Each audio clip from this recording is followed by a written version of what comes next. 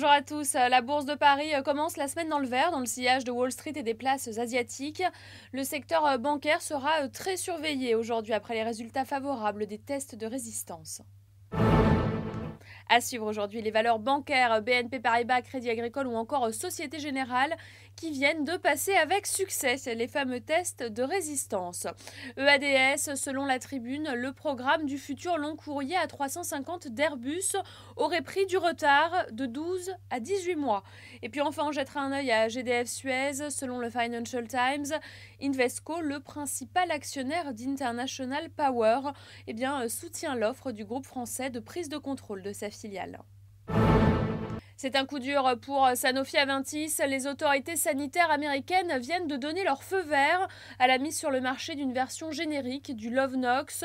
Conséquence, le laboratoire pharmaceutique a dû abaisser sa prévision de résultats nets pour 2010. Il table désormais sur un bénéfice par action stable, voire en repli de 4% hors effet de change. Jusque-là, le groupe visait une croissance de 2 à 5%. Les objectifs à moyen terme, en revanche, sont maintenus. Sachez enfin que le Lovenox est l'un des produits phares du laboratoire avec un chiffre d'affaires en 2009 supérieur à 3 milliards d'euros en croissance de près de 9%.